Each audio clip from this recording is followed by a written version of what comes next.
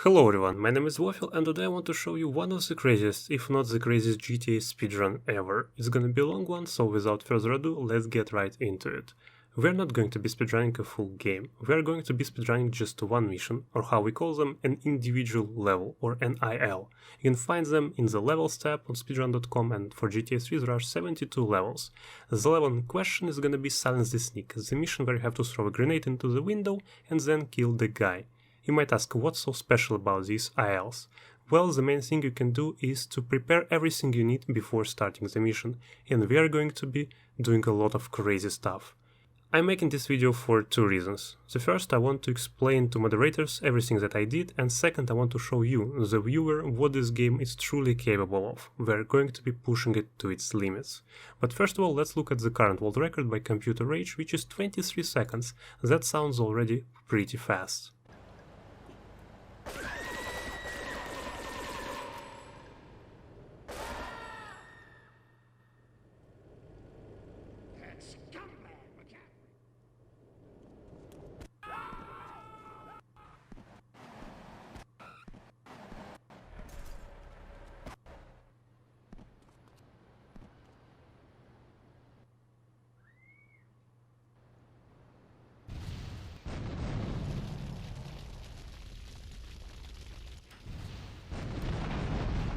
And that was it, pretty quick, wasn't it?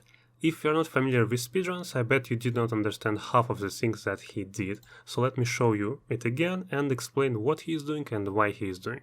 First of all, he is shooting, and that is just to scare the pedestrians away so they don't get in his way. After that, he starts the mission. The timer starts when he skips this cutscene. Let's see. Now. Okay, now he is running out and doing a trick called Mega Jump. Okay. Mega jumps are deadly. If you do them on a flat surface or even uphill like that, you die because it deals like tens or even hundreds of thousands of damage. But he has a lot of HP, more than a billion. Unfortunately, the HUD isn't capable of showing it, so you'll see some weird numbers. Sometimes they're gonna be negative. We are also going to be doing this glitch, using this glitch, so we'll get into it later. But for now we need to get to the spot using mega jumps because it's the fastest way. You can also see this coach right here. He used it as a stopper, so he can easily align himself with the alleyway to his right. After that he's doing another form of a mega jump called mini jump. As you can see, it's much shorter, but it is still very dangerous. Luckily he has a lot of health. Now he needs to trigger, so gets into the trigger zone, shows the window. Instead of grenades we can use a rocket launcher, so we shoot a rocket here, just like in a full game speedrun, and another rocket here at the garage door. Boom, the car is destroyed, the guy is dead, and the mission is passed. This is a very cool speedrun, it's already very optimized, but how can we do it even faster? A quick disclaimer, we are going to be using a lot of heavy glitching, we're even going to be using some of the cheats to speed up the preparation process, not during the real run of course. But I know a lot of people don't like that and think that's not fair, and I respect that, but this video is not for you then. The very first thing I need is an RC Bandit. Why? Well, it's easier to explain when we get there. It's just like with a lot of things in this video. So keep watching, trust me, it all makes sense in the end. But we can get the RC Bandit from the mission called Toyminator. You just start the mission, get to the van, hold the enter button and Claude will get in and get out of the van. The mission will fail, but the bandit will not be despawned. And we will be even able to control it using the sprint and the jump keys. However, if we try to attack, it will explode, so let's not do that. Instead we need to save the game. After saving and reloading, the bandit will still be here because it's a mission vehicle. Now we're no longer able to control it, no matter how much we jump or sprint. And this time if we try to attack, the bandit is not going to explode. However, the game will crash. To fix the crash we need to enter the bandit, but Claude is not going to do so. Luckily, since the bandit is a mission vehicle, we can teleport inside of it just like in any other mission vehicle. To do so, we need to block both of its doors. It's easy to do with a regular vehicle, the only thing is be careful not to touch it with your wheel because, well, the game will try to detonate the bandit and crash. So carefully drive over the bandit, block its doors with our wheels and teleport inside. To get out, you do the same thing, block the doors and teleport out. Now we can punch, now we can do whatever we want, the game is not going to crash, so save the game And now we have a save file with the working RC Bandit. All of that was found by the GTA Special Vehicle collecting community, so thanks to them.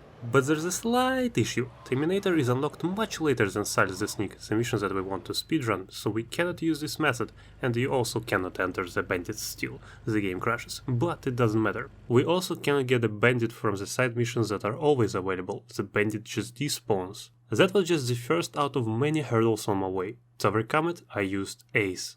ACE in GTA 3 is a trick that I found a few years ago. ACE stands for Arbitrary Code Execution, but some people suggest to use an S instead of a C and call it Arbitrary Script Execution. I'm not gonna go into details because they're complicated, but in short, it allows us to run any script command that is available in GTA 3, like give a weapon, or give an armor, or make this pedestrian go over to this spot, create a car, etc. However, it is very limited. Not only are we unable to use any command we want, but even with the commands that we can use, we can't control them much.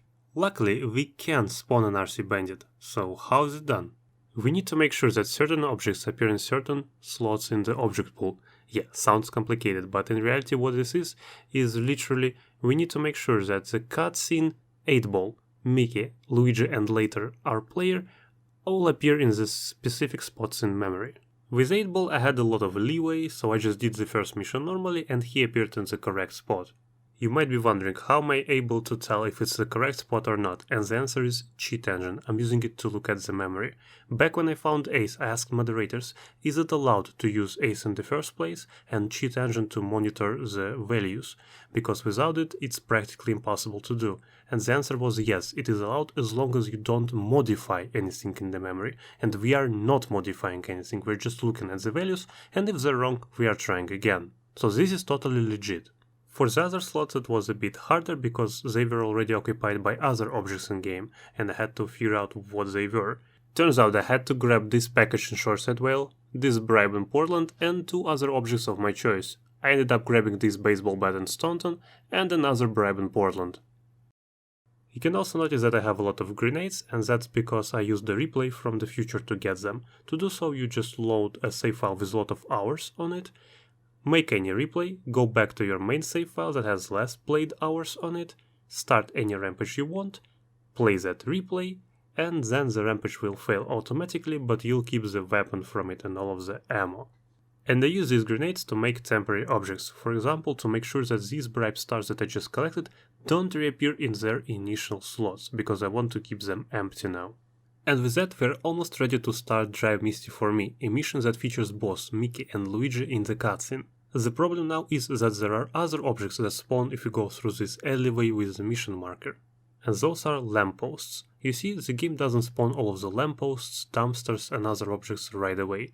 Instead it spawns dummy objects, so you can see them from the distance but they don't have any collision. And they're getting swapped to real objects only when you get close to them. So now we need to make sure that none of the lampposts spawn. How can we do it? By using marked cars. Marked cars don't disappear if you use many other cars, even if you die or get busted, they stay on the map. There are multiple ways of getting marked cars, but the easiest one is by using replays. You block the driver's door, get in, get out, and when the driver gets out you play a replay. This way you glitch the passenger's door, so you no longer can enter the car using that door. But you can use the driver's door, and that's gonna be enough. Now we just break the lampposts we don't want to have, put cars over them to block their spawn points, and this way we guarantee that nothing will be spawned when we start the mission. Finally, after setting all of the values, we can continue with the story. We need to unlock Ice Cream You Scream.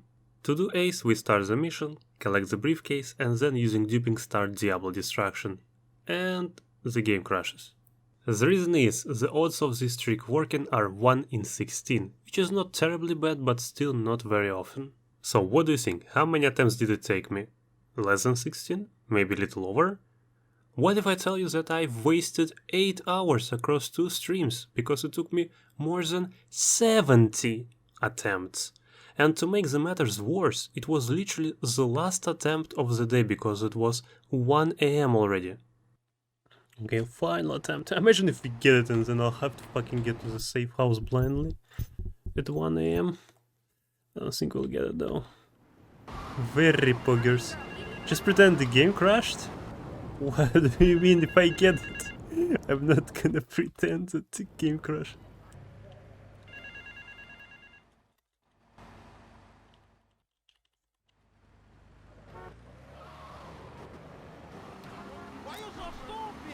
Blast last version for yeah. Well, it's last attempt, but I'll show it to you with cheat engine too.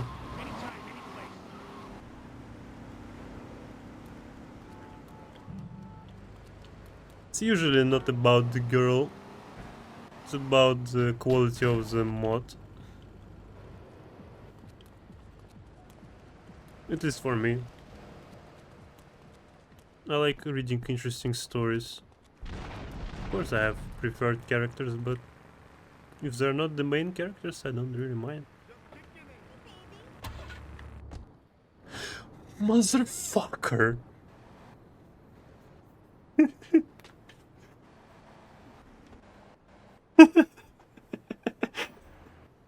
Well, now we need to get to the safe house. Where is my map? Now I needed to get to the safe house to restore the camera. I was willing to do it blindly, I even drew a little map to help me out, but unfortunately it didn't work because I think the camera angle was different from the one I expected it to be. So I had to once again use cheat engine to monitor the values, and even then it wasn't so easy to get to the safe house door. It took me a few minutes. After that, as you remember, I needed to enter it, so I went to Staunton, teleported inside and then put it in a safe spot. What's next? Another ace. This time I wanted to create a hospital respawn in Staunton. Once again, you'll later see why. But this time I didn't want to waste another 8 hours, so I just used cheat engine to set all of the values and do ace. Using cheats is allowed for the preparations as long as the thing you are doing is possible to do without using cheats, and I just proved that doing ace is possible by getting a bandit. So everything is fine here. After that I could finally progress with the story until the last mission in Portland, last requests. If you do this mission normally, you lose access to the last Luigi's and Joey's missions if you didn't do them yet, and I wanted to keep the fuzzball on the map, the last Luigi's mission. Luckily it is possible by doing the last requests in Instapass that I found like a year ago. So how do we do that? First of all, it only works on version 1.0, so that's what I was playing since the very beginning. Next we need to set one flag in the Turismo race. Luckily we can unlock this mission again by finishing El Burro's chain. To set the flag we need to make the game think that the leftmost car is currently stuck. I use the coach because it is a heavy and easy to get vehicle in Portland and block the car's way. After that I started the race and released paramedic to kill the mission. The next step is starting the fastball 6 times. We do it so the last set of girls that the mission spawns is not going to despawn after we fail the mission. It works because missions can only handle 50 objects in total, and starting this mission 6 times overflows this list, so everything that doesn't get on it stays. We need these girls because when we later start this mission with duping, the game will expect these girls to be alive, and if they aren't the game will just crash, but since we kept them now, it's gonna be fine. So now we just fail the mission, then we start taxi driver, hold the side mission key so we can get out of the car without failing the mission, start the fastball, and after the cutscene ends, quickly kill our character. We do it because we need to fail one of the instances, and the only ways are getting killed or busted. However, we need to do it before the mission spawns a new set of girls, because it's just gonna despawn it immediately. But if we're quick, nothing is gonna be spawned and despawned, and the game will keep working with the old set of girls that we kept. So now, one instance of the mission is still running. We go to the docks and pick up this girl. It has to be this girl. Go to Salvatore's. Make the girl want to get in our car once again, and while she's walking towards our car, we start the mission. And it should be immediately passed, hence the name, in Instapass. And just like that we pass the mission and kind of unlock Staunton. I say kind of because we still get to keep our missions in Portland, we just don't have the markers on the map anymore, but the actual missions are still there, even last requests is. We luckily got our new missions in Staunton, but we didn't get a hospital and the police station respawns, so if we die or get past it we're gonna be teleported back to Portland. Also the bridge is still partially broken, but the traffic doesn't care and just flies. After that I did a few missions in Staunton and unlocked everything I needed. The next step is getting a clone. Unfortunately, they're mostly useless. They cannot start missions, activate markers, pick up weapons, get in or out of vehicles, and when you have one, your game is extremely unstable and can crash at any moment. But they can shoot, and that's exactly what we're gonna use them for. There are two known ways of getting a clone. One with arm shortage, a mission that is gonna be unlocked after the mission we want to speedrun, so we can't use it. The other one requires the fastball, the last Luigi's mission. Normally at this stage you don't have access to it, but we just did last request since the pass and kept it. So, start the fastball, go and pick up the girl at the crusher, make her want to enter our vehicle just like we did before, start Vigilante while she's walking, we're gonna be teleported to Staunton, kill the player and go back to Portland and meet our clone, and finally use Diablo Distraction to kill the remaining mission. Now use a cop or a gang member to get the clone out of the car and save the game before it crashes. I don't want to be the one who shoots the car at the end of the mission, and that's why I got the clone, but I also don't want to be the one who shoots a rocket into the window, so I need another clone.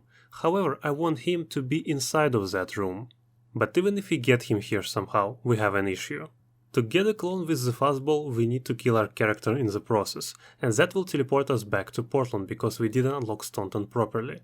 That also unloads collision in Staunton, so the clone will just fall outside of that room and then respawn on the road. So we can't go back to Portland. And this is why I used Ace to get a hospital respawn in Staunton. But with the current method we still need to use Diablo Distraction to kill the mission, and that's in Portland. So I had to find another way to get a clone, and I did. It still uses the same girl from the fastball, but now we do it this way. Start Payday for Ray, then start the fastball, and after the cutscene, once again quickly kill our character before the girls spawn. After that it's exactly the same as before, except you don't have to start Vigilante in a cop car, which was a requirement for the previous method. You can be in any car or even on foot. And after you get teleported to the stadium, you don't have to kill the mission with anything, all of the missions are already dead. Back to getting into the room, is it possible? Yes, you need a corpse, an RC bandit and tons of luck.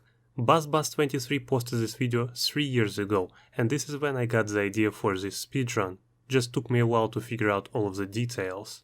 So now I just need to repeat that, while also getting a clone. And boy was it painful. It went like this. Load a save file, glitch the existing clone so he doesn't run away, do the whole setup for another clone, get the girl, drive to ammunition in Staunton, buy grenades and Uzi, drive to the window, trap the girl under the car, find someone to follow you, kill them under the window, quickly get in the cop car and start holding Vigilante, quickly get an RC bandit, do a jump, cry.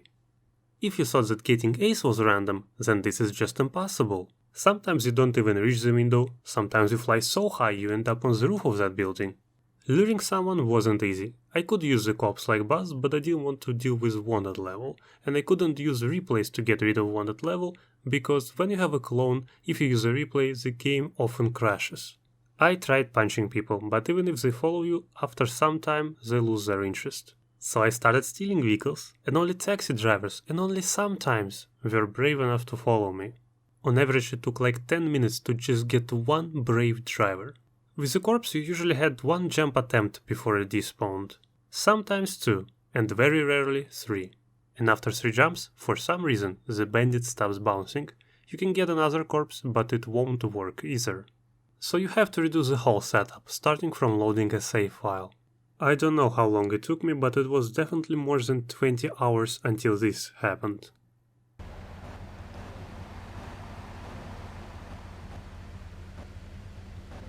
Oh, too much, yep.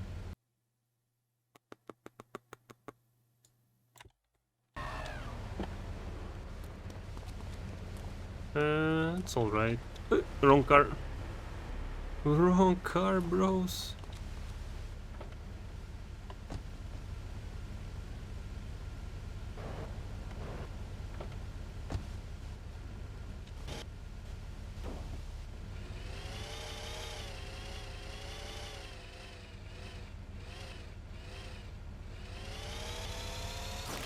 Oh. Hello?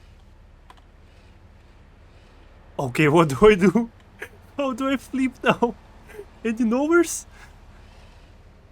I don't know, man, I've never been there.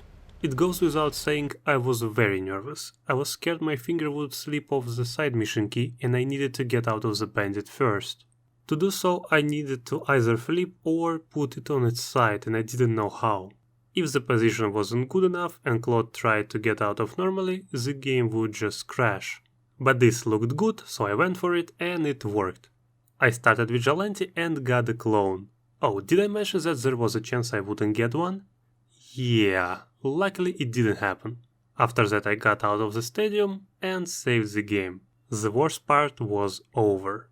The next step was doing the health glitch.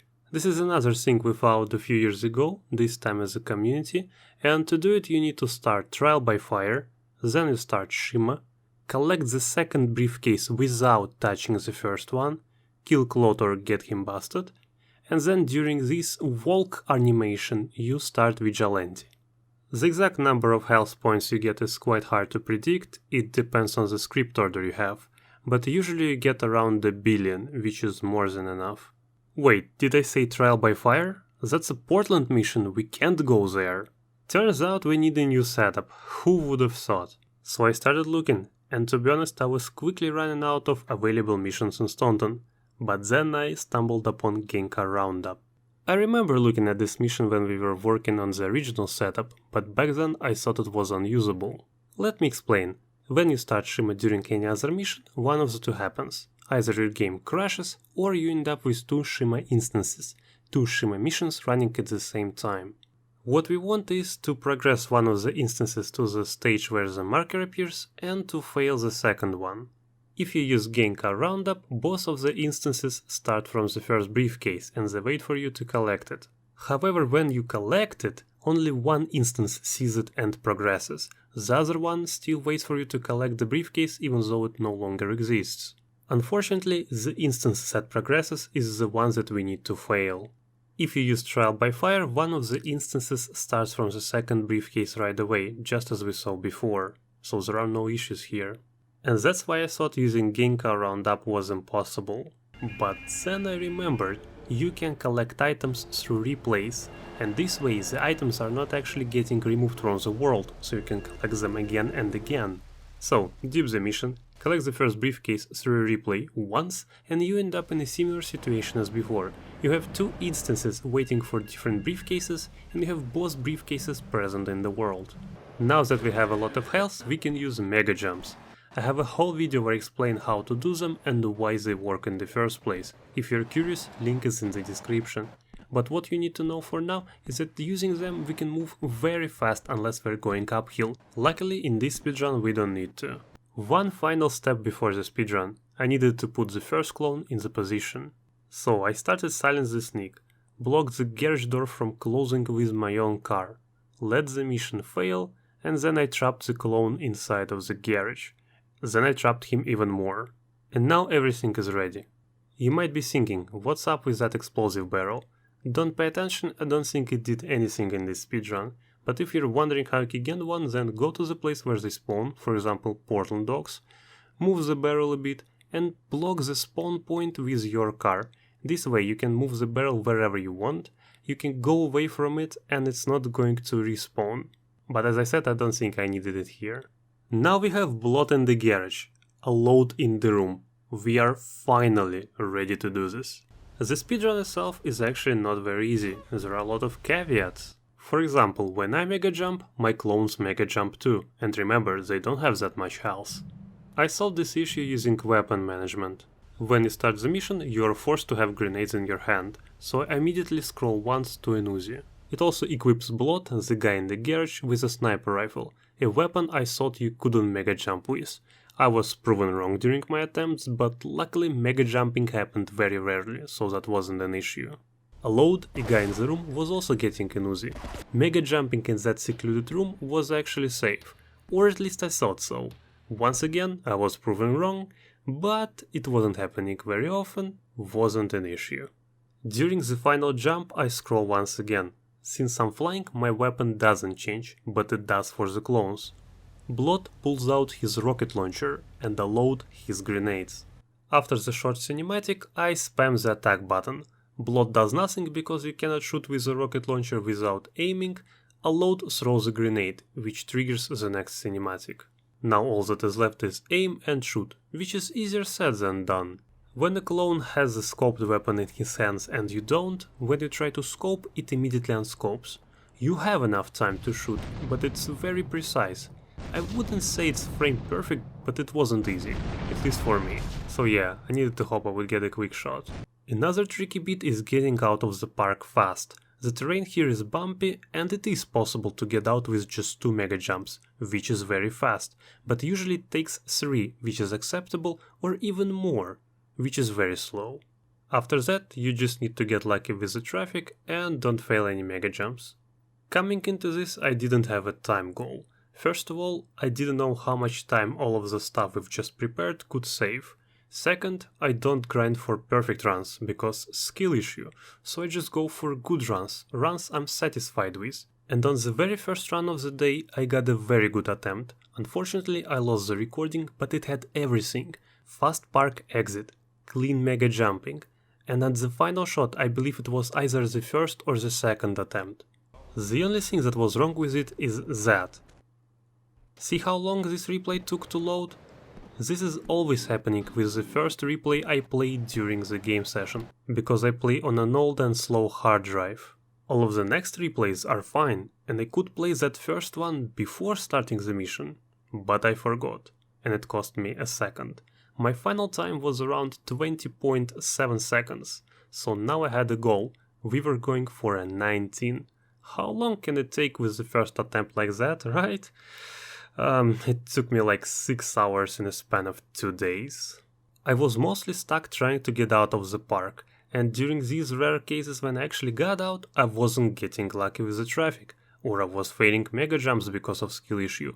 A few runs died to the final shot, and I was almost ready to end the second stream in like 10 or 15 minutes when I finally got this. Cannot use them, which is unfortunate.